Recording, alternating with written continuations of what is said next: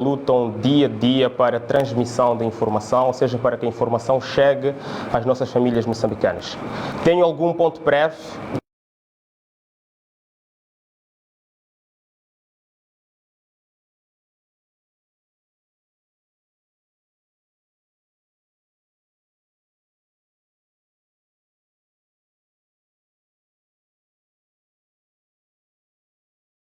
Também líder de um grande movimento africano chamado Ana Malala África, que tem visto este movimento libertar a África.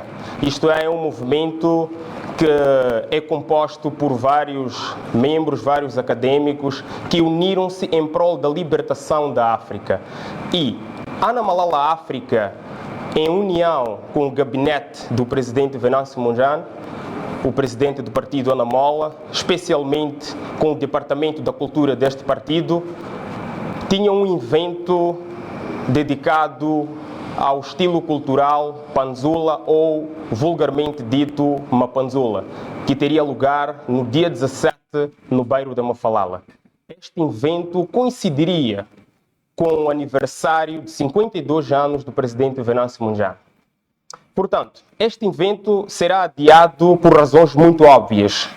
Achamos por bem, como uma organização com responsabilidade social, não avançar com este evento neste momento, enquanto existem famílias moçambicanas a viverem debaixo da água, famílias moçambicanas que não conseguem transitar de um ponto do país para outro, bem como de bairros para alguns bairros próximos. É um exemplo concreto da cidade de Maputo e a região norte do país.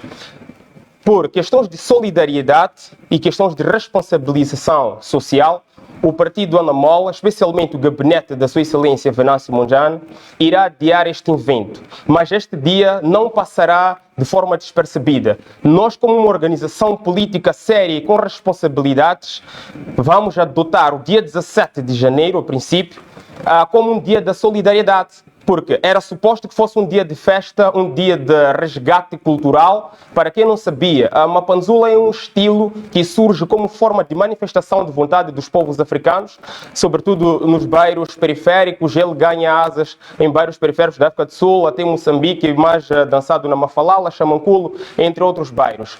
Portanto, esta era uma forma de, primeiro, consciencializar as pessoas de que, embora esse estilo Mapanzula seja sul-africano, ele pode ser adotado em Moçambique e dar a continuidade, porque ele não está longe daquilo que são os ideais de que Ana Mola defende, que é a libertação do povo e forma de manifestação do povo. Alguns podem estar a perguntar, mas por que neste dia, exclusivamente, o estilo que adotam é um estilo sul-africano e não a marrabenta? Por razões muito óbvias. Nós, como uma organização política e africana, não olhamos os países vizinhos como com fronteiras. Isto é, somos um e único povo e estamos todos em prol para a libertação do povo africano.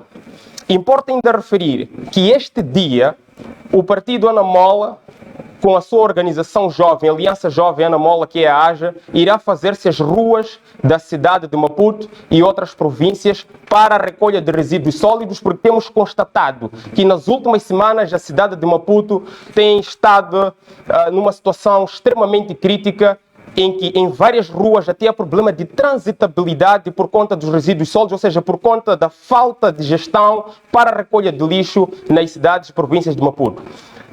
Portanto, para você que está em casa, é chamado a fazer parte deste movimento, deste dia de solidariedade para aqueles que estão a sofrer com cheia. Pode, a partir da sua província, do seu bairro, aproximar aos centros de acolhimento em que estão lá essas famílias. No caso da Matola, por exemplo, tivemos a informação que no bairro de Tsalala as pessoas estão acomodadas na escola 8 de março, podendo, para quem tiver algum alimento, levar até estas famílias de modo a apoiar, porque estas famílias estão sem as suas residências e perderam praticamente todos os bens e até mesmo negócios que conservavam em suas casas. Igualmente, são chamadas as pessoas para fazer parte da recolha de lixo. Poderão se fazer presente com um saco plástico ou um saco de lixo para a recolha de resíduos sólidos na cidade de Maputo. E nós, como um partido, esperamos que esta iniciativa possa também chamar a atenção das autoridades, sobretudo as forças de defesa e segurança, que a quando das manifestações usavam helicópteros para disparar gás lacrimogéneo. E nós esperamos também que neste momento usem os mesmos helicópteros para resgatarem as pessoas que encontram-se em situação de cheia neste momento, sobretudo na zona norte e parte da região sul do país. Portanto, meus caros, muito obrigado pela vossa presença. Nós vamos continuar com a nossa conferência de imprensa, com a presença da Sua Excelência Venâncio Mondlane, que irá abordar temas bastante cruciais que retratam o dia a dia e a atualidade dos moçambicanos. Muito obrigado. Só. Muito importante. Isso.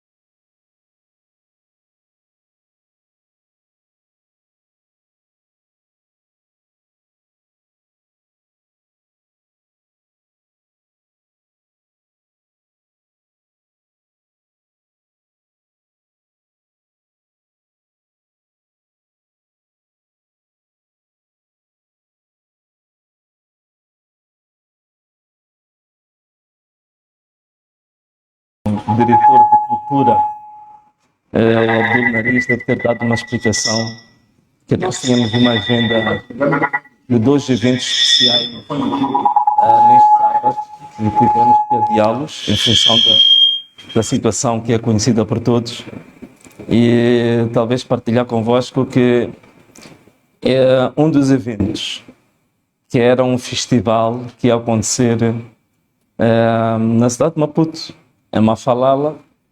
É um projeto em que o Anamola é apenas um parceiro, mas é um projeto africano chamado Anamalala África, do movimento de uma espécie de um renascimento africano, em que nós tínhamos sido atribuídos a responsabilidade de fazer o primeiro evento cultural em África, e que seria exatamente na Mafalala. Portanto, era um grande privilégio, mas não há condições de estarmos a fazer um evento de cultura quando temos o país mergulhado na situação em que está. Bom, caros amigos, primeiro eu posso dizer que o primeiro tema que nós queríamos abordar tem a ver, naturalmente, com estas cheias que estão assolando, sobretudo, a zona sul do país. Dados muito recentes do que nós estiveram, então, em nosso poder, e penso que os jornalistas também tiveram acesso. Está-se, neste momento, há registro de cerca de 85 mortos, está-se a falar de cerca de um pouco de 105 mil pessoas afetadas, entre 42 mil alunos. Está-se a falar de cerca de 6.400 hectares de terras agrícolas afetadas. Portanto, o jornal O País publicou isto baseado-se como fonte o INGD. A nossa perspectiva em relação a esta matéria, qual é que é? É verdade que eu depois, no fim, vou dizer aquilo que o Anamola está a fazer, que pretende fazer, mas penso que é inevitável nós fazermos um breve diagnóstico do que está a acontecer, o que nos leva a estes ciclos intermináveis de tragédias que em algum momento ou podiam ser evitáveis ou podiam ser minimizadas. Primeiro, acho que já repararam, a começar pela cidade de Maputo, onde todos nós estamos, talvez para recordar ou refrescar a memória de algumas pessoas. Nos últimos 10 anos, a cidade de Maputo teve um projeto que se chamou, ou que se chama, agora já não está ativo, para Maputo. Foi implementado em 2 fases. Uma primeira fase era para capacitação institucional e a outra tinha a ver com ações operativas na área do saneamento, na área da ação social e outras. Este projeto consumiu cerca de 135 milhões de dólares. Quando eu digo que consumiu 135 milhões de dólares, estou a dizer do bolso de cada um de nós é onde se vai buscar esse dinheiro e os juros. Portanto, não é nenhuma generosidade. Então, são 135 milhões de dólares dos moçambicanos que foram usados só para a cidade de Maputo nessas 2 fases. E não foi só isso. Atualmente, até este ano, desde 2021, está em curso um programa que chama-se PETUM, que é o Programa de Transformação Urbana de Maputo.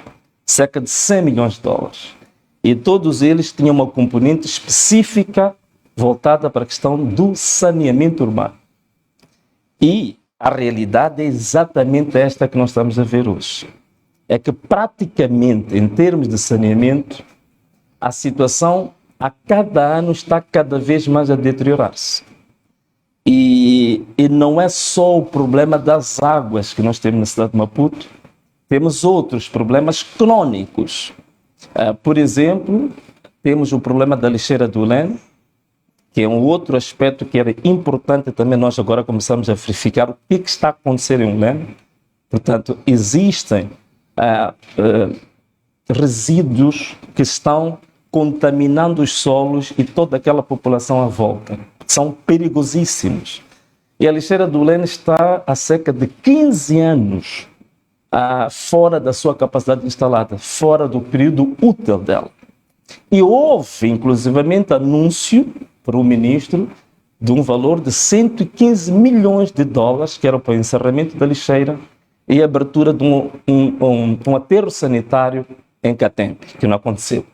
Temos ainda pendente o assunto do aterro sanitário de Maquiamelo e a promessa de transformar a própria lixeira num centro de reciclagem e de reaproveitamento de materiais. Então, tudo isto não aconteceu. Estou a falar disto por quê?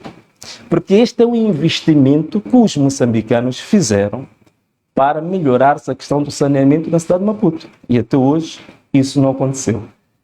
E não é só isso. A nível nacional, nós temos desde 2021, o povo moçambicano está com um acréscimo da sua dívida pública.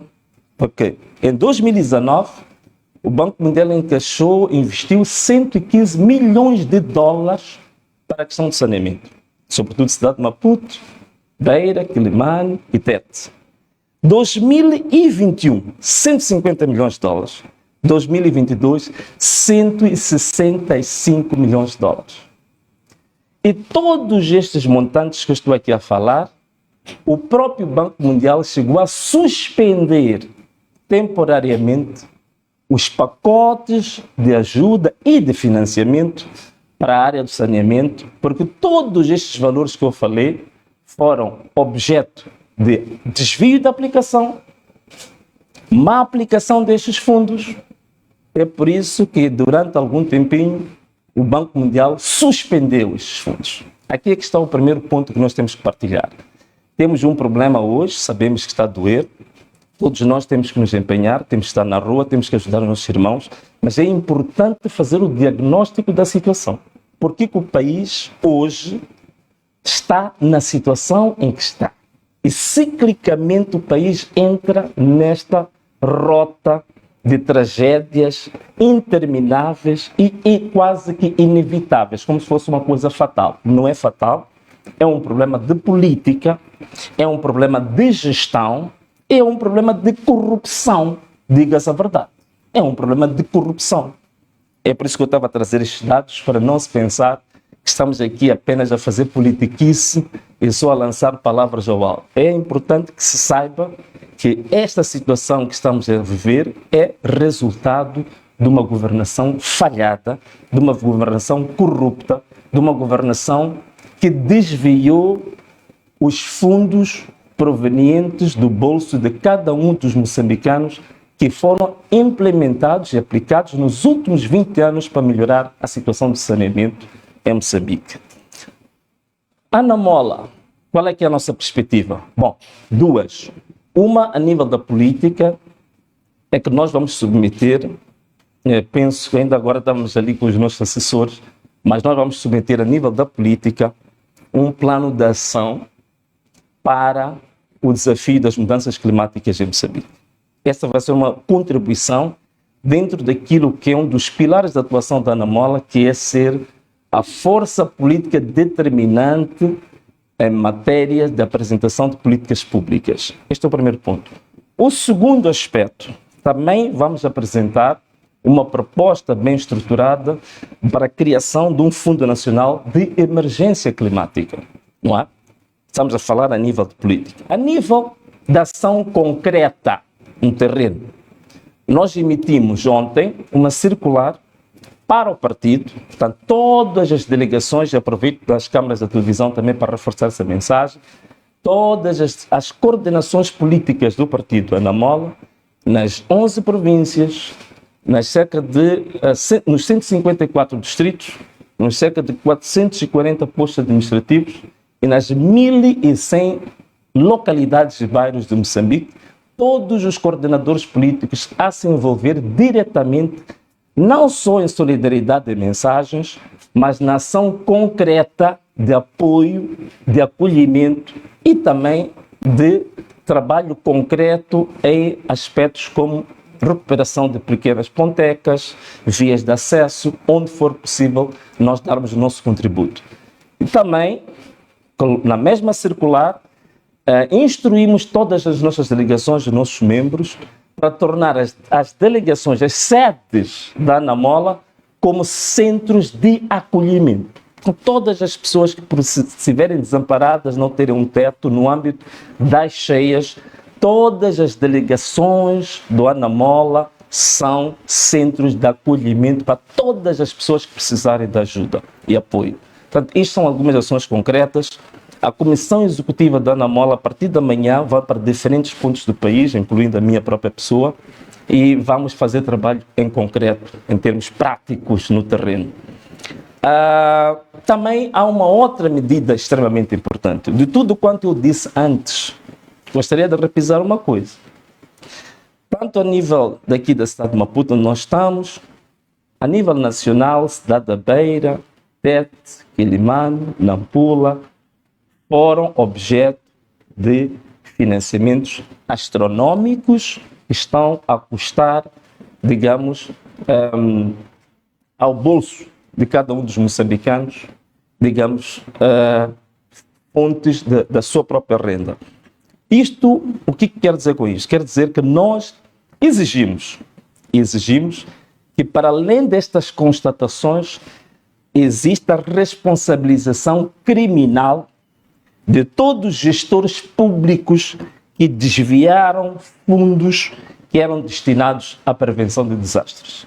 E já falei aqui quais são esses fundos, e não só a Anamola está a dizer isso, o próprio Banco Mundial constatou isso. Então, é a altura da responsabilização. Enquanto estamos a assistir às vítimas, estamos a fazer propostas de políticas, propostas de revisão de leis, é preciso, em paralelo, iniciar os processos de responsabilização. Isto é extremamente importante. Responsabilização criminal destes gestores, que são bem conhecidos, estão bem identificados, sabe-se muito bem quem são essas pessoas. Têm que ser responsabilizados, não é? Esta seria, digamos, em linhas gerais, aquilo que queríamos apresentar como a nossa abordagem relativamente ao assunto das cheias e aquilo que o Anamola está dentro das suas capacidades neste momento. Eu, quando digo que nós emitimos esta circular, não quer dizer que nós estejamos a trabalhar. Hoje nós temos um departamento de ação social, chamamos assim, assuntos sociais, religiosos e solidariedade. Já estão desde antes de ontem, são senhoras praticamente, que faziam parte de um movimento que chamava-se de Mães Solidárias, estão desde antes de ontem nos diferentes pontos, porque é uma rede que está a nível nacional, estão neste momento a dar assistência às famílias diretamente. Outro assunto que eu queria aqui colocar, penso que já foi debatido demasiado, que é a questão do 13º. O que nós queríamos levantar não é só apenas assumir uma posição de adversário político, em que a gente pura e simplesmente tem que fazer críticas atrozes a propósito e a despropósito, mas queríamos também esclarecer algumas questões para que se perceba a origem, de onde é que tudo isto parte. O que leva um Estado que dizem, nos últimos 2 anos, se não estou enganado, saíram de Moçambique 27 carregamentos de navios com LNG de Moçambique, avaliados em mais de 5 bilhões de dólares. Como é que levam um país nessa condição a estar na bancarrota, a estar quase considerado um país falhado, que nem sequer consegue pagar salários aos funcionários públicos? O que justifica isso? Bom, primeiro, temos que perceber que nós só podemos... O Estado não produz praticamente nada, entre aspas, não produz nada, se considerarmos que o setor empresarial do Estado também está falido. Então o Estado, ele vive de parte daqueles que produzem, setor privado, as pessoas singulares, trabalhadores, setor informal. Portanto, esses é que produzem e parte dos seus rendimentos canalizam para o Estado. Primeiro ponto que está a acontecer em Moçambique é que as pequenas e médias empresas, que são a maioria e os maiores contribuintes do Estado, nos últimos anos estão sujeitos a uma carga fiscal quase que posso chamar de draconiana. Há uma vossa colega que por acaso hoje fez um artigo muito interessante, que não vou entrar em detalhes, que fala um bocadinho sobre aquilo que representou há pouco tempo a revisão da lei do IVA, a lei do imposto sobre os pequenos contribuintes. Há aumentos galopantes de 5% para 20%. Então significa que o próprio Estado está a espartilhar, está a asfixiar o próprio setor privado, sobretudo as pequenas e médias empresas, os microempresários, os pequenos contribuintes, que são a maioria do povo moçambicano e são os que realmente dinamizam a economia real do país. Então, eles estão super asfixiados. O resultado concreto disso é que o próprio Estado não tem liquidez, porque não entra receita, não tem liquidez para o efeito. E a situação está a agravar-se dia após dia. E mais grave ainda é que todos os incentivos para o investimento direto estrangeiro e investimento doméstico, todo o ambiente de negócio está a deteriorar-se em Moçambique. A situação de Cabo Delgado, como vocês sabem, o conflito já está a transitar para partes de Niassa e Nampula, e que a abordagem que o governo tem em relação ao conflito de Cabo Delgado é um desastre, não temos tempo para falar sobre isso. O agravamento dos aspectos da segurança nacional, sobretudo a questão dos raptos e sequestros, todos vocês estão a acompanhar o que está a acontecer, a impunidade, ou a vontade e a tranquilidade que as quadrilhas operam em conivência com as próprias forças de defesa e segurança, a gangsterização do Estado moçambicano, quer dizer, os gangsters e as quadrilhas a colocarem as garras dentro do próprio Estado moçambicano. Então, hoje, tudo isto coopera por uma coisa só, é que o próprio Estado fica fraco, a base tributária do Estado também reduz, a capacidade de gestão do próprio Estado quase que inexistente. E depois, com as nhongas, com o fato dos ministérios todos terem se tornado praticamente inúteis, hoje a verdadeira gestão do Estado está concentrada na Presidência da República, com a Secretaria de Estado e os assessores, que tomaram conta praticamente de todos os projetos do Estado, é lá onde se fazem todos os negócios do Estado, por isso que não se ouve mais falar de ministérios. Então, tudo isto conjuga para teres um Estado fraco, um Estado em falência técnica, um Estado a caminho de se tornar um Estado falhado. Então, isto é importante que a gente retenha isto. Por outro lado, para além da falta de incentivo ao investimento, também outra coisa é o despesismo faraônico desse mesmo Estado. A começar, alguns exemplos, a falar-se de governar ou liderar pelo exemplo, temos a própria autoridade tributária, que agora está a aumentar a carga fiscal em tudo, incluindo o comércio digital. A própria autoridade tributária agora fez uma aquisição, digamos assim, vergonhosa, insultuosa, de viaturas de luxo muito acima das necessidades. A Presidência da República de Moçambique, as famosas 27 viagens, que se calhar algumas pessoas não percebem isso, nós fizemos os cálculos detalhados sobre isto, foram 13 milhões de dólares. Não só as viagens, mas também as aeronaves fretadas que são usadas. Se mudasse de aeronaves fretadas e passassem a enviar serviços comerciais normais, que alguns países com maiores rendimentos como Moçambique, os seus líderes usam classe econômica, como o caso da África do Sul e muitos outros países. E nós gastamos 13 milhões de dólares para fazer isso. Significa que só com as viagens feitas em 2025, que não trouxeram absolutamente nada, portanto não existe um único acordo que tenha em implementação, são tudo promessas. Mais grave é que ainda nem sequer se conseguiu assinar o acordo com o FMI. Significa que nem que digam que amanhã vem 200 trilhões de dólares, sem o acordo com o FMI, isso é uma narrativa apenas, é uma poesia, é um poema, uma palhaçada, não é absolutamente nada. Não se conseguiu assinar o acordo com o FMI. E gastou-se 13 milhões de dólares com essas viagens, a dizer que se vai buscar soluções para Moçambique. Só com estas viagens dava para pagar 100 mil funcionários públicos que ganham um salário mínimo, que é de 8 mil e qualquer coisa meticais. Só para vocês perceberem onde é que está o cerne do problema. Nós, neste momento, também temos outra questão.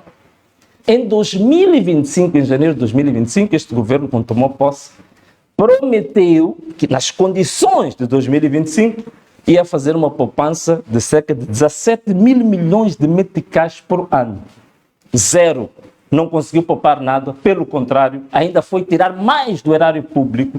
Então, não há hipótese absolutamente nenhuma de nós termos uma situação diferente do que temos. E a situação ainda pode piorar mais. Isto era importante que os moçambicanos percebessem, que os funcionários públicos também percebessem onde é que está a origem destas brincadeiras todas que a gente está aqui a ver.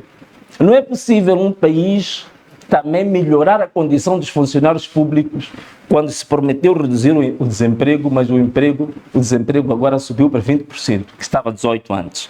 Então, estas são algumas questões que nós queríamos aqui partilhar. Portanto, o problema do 13º não tem absolutamente nada a ver nem com as manifestações que dizem que são ilegais, mas que elas são legais, que dizem que são violentas, mas vamos provar hoje que até a Ordem dos Advogados considerou-as pacíficas, que nunca foram criminosas, mas foram sim reprimidas criminosamente. Portanto, a grande questão central é a incapacidade deste governo de poder prover serviços e poder gerir o bem público de forma eficaz, eficiente para todo o povo moçambicano. Esta que é a grande questão central. Por isso que, passado um ano, não conhecemos uma única ideia inovadora para mudar a situação de Moçambique. Estão a gerir o Estado da mesma forma que um funcionário do guichê gere a recepção de documentos, carimba, diz que recebido e entrega. Portanto, é só gestão cotidiana de passar licença, negociar licenças, negociar nhongas, mas gerir o país zero. Uma mediocridade total e completa. Então, em relação a outro assunto que nos interessa hoje, que é o bloqueio, né? A famosa palavra bloqueio de internet. Que, na verdade, o que nós tivemos é um decreto, que vocês todos tiveram acesso, 48/2025, de 16 de dezembro, em que dá poderes, primeiro um decreto, naturalmente, que é um decreto do Conselho de Ministros do Governo, que determina restrições a direitos, que esses direitos são direitos que são, ao nível da Constituição da República, regulamentado ou, digamos, regulada a forma como é que esses direitos podem ser restringidos. Numa situação de guerra, numa situação de calamidade, esses direitos podem ser restringidos. Mas como é que são restringidos esses direitos? A única instituição que pode determinar para a restrição destes direitos é a Assembleia da República, não é o governo. Vocês lembram-se muito bem, quando nós tivemos a Covid-19, há uma série de direitos que foram restringidos dos moçambicanos, teve que ser decidido a nível da Assembleia da República. Eu lembro, nessa altura, estava na Assembleia da República, fiz o discurso da oposição na altura em que aprovou-se a primeira medida de emergência. E mais grave, para além desta questão de direitos que não podem ser restringidos pelo governo, mas tem que ser pela Assembleia da República, há outra coisa muito mais grave. O artigo 203 da Constituição da República define claramente quais são as competências concretas do governo, da Assembleia da República, e não vem lá em nenhuma norma que permita ao governo fazer o que está a fazer. Portanto, está a violar, primeiro, direitos fundamentais dos cidadãos e, do outro lado, está a usurpar funções e competências exclusivas da Assembleia da República. Então, logo, nós aqui temos todas as condições e a Ana Mola o que vai fazer? Deve ser essa a pergunta. A Ana Mola, a nível legal, vamos agir. E uma das coisas que vamos fazer é apresentar uma proposta para a declaração de inconstitucionalidade deste decreto. Isso vamos fazer já na próxima semana. Aproveito aqui dar-vos a conhecer em primeira mão, vamos fazer. Então, outra questão também que o FMI está a colocar. A gente está a falar de funcionários públicos, fantasmas, não sei o quê. O grande problema são exatamente o número das forças de defesa e segurança, o peso das forças de defesa e segurança na despesa pública. Nós temos a despesa dos militares, dos polícias, que não existem, é que são o grande problema dos fantasmas da função pública, não são aqueles que são anunciados.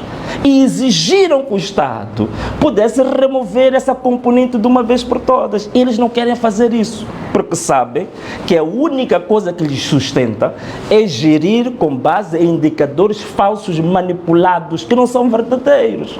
Então, quem disser que este Estado, que este governo está a gerir bem, bom, o grande problema é que dizem que também este regime introduziu novas culturas, ou introduziu uma contracultura.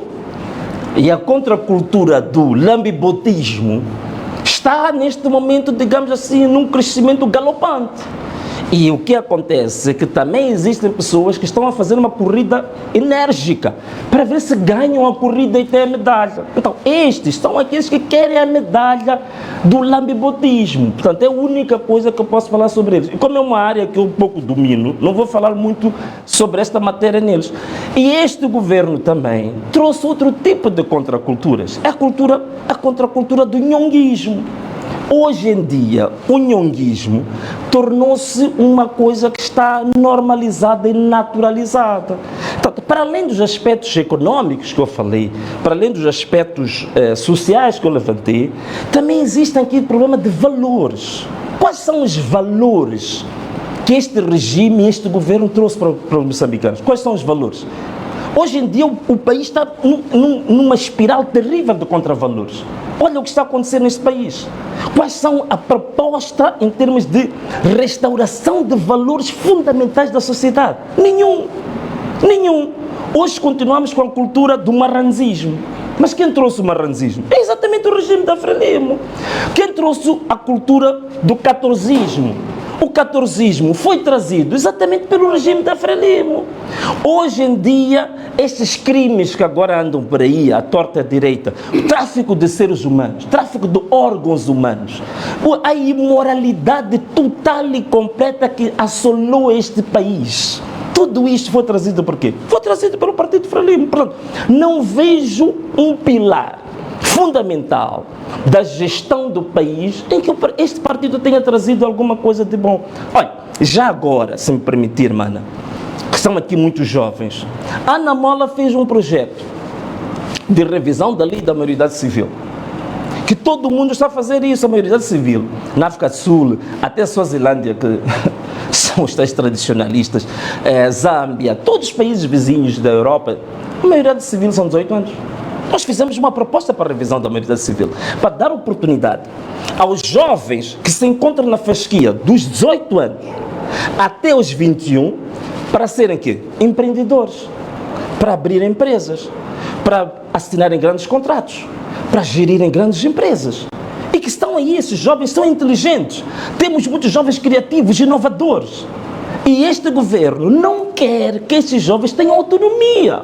Este projeto que nós apresentamos já faz mais de 6 meses. Não querem viabilizar esse projeto. Só para tu perceberes o que este governo está a fazer. Nem sequer quer emancipar esses jovens. Rejeita a emancipação dos jovens.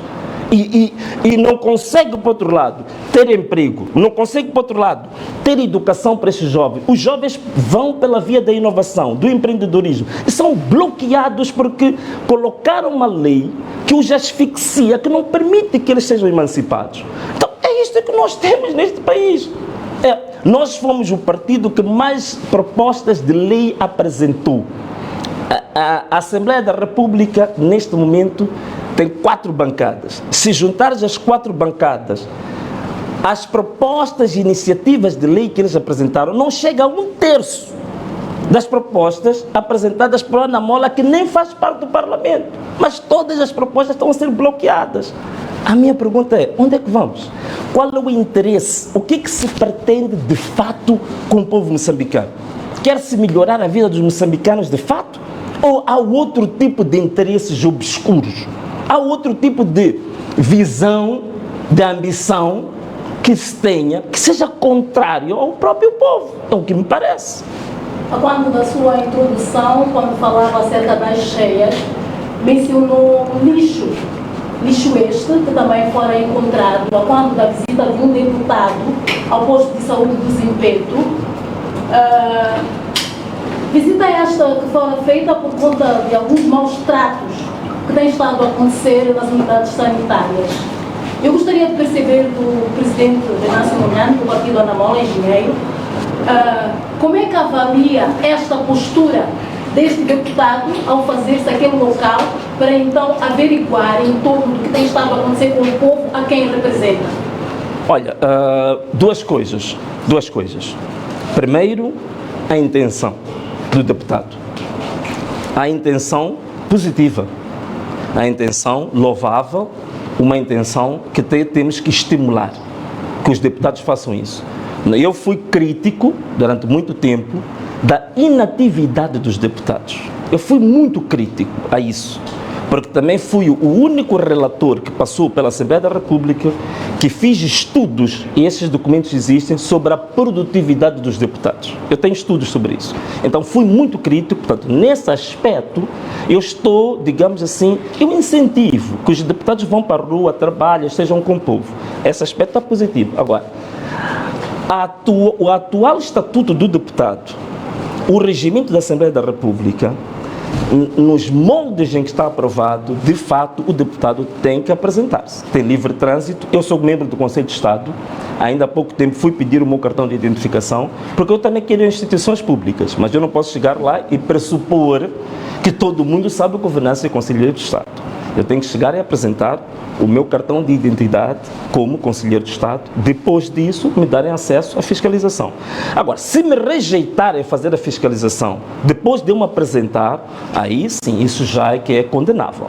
Mas é minha obrigação ter que apresentar-me previamente com a minha identidade e até, por às vezes, por uma questão didática, explicar às pessoas que algumas delas não têm conhecimento dos direitos que os deputados têm. Então eu tenho que trazer instrumentos e explicar.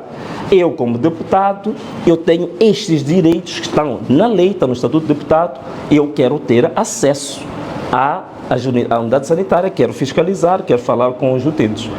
É só esta parte. Mas a intenção, eu acho que a intenção é boa. O único problema foi exatamente a forma como implementou a boa intenção que tinha.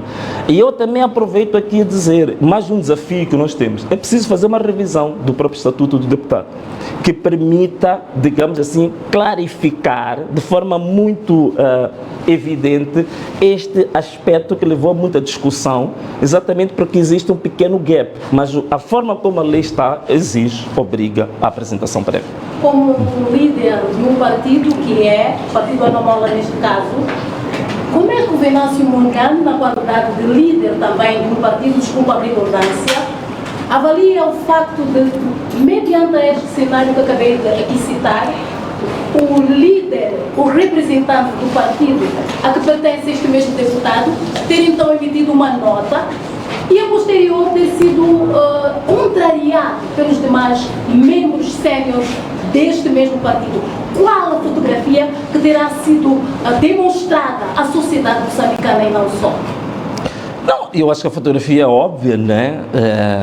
Mostra, conforme estava a dizer que a nota foi contrariada, mostra realmente um partido contrariado. Quer dizer, eu acho que é essa fotografia que se transmite para a sociedade, que é realmente... Mas isso também representa um aspecto que acho que o órgão executivo ou colegial que toma esse tipo de decisões provavelmente não tenha sido consultado. É um problema realmente interno que eles têm que se organizar melhor e respeitar os órgãos e respeitar, digamos, as normas de funcionamento interno do partido. Também, a quanto das nossas entrevistas, podemos apurar, nós aí que temos TV, que em algum momento o Venâncio fora comparado a si, que a postura que tiver a Venâncio Mondlane é igual a si, e em algum momento aprofundou-se mais ainda e foi até dito que ele está perdido no partido em que se encontra e é tido como enviado e não filho.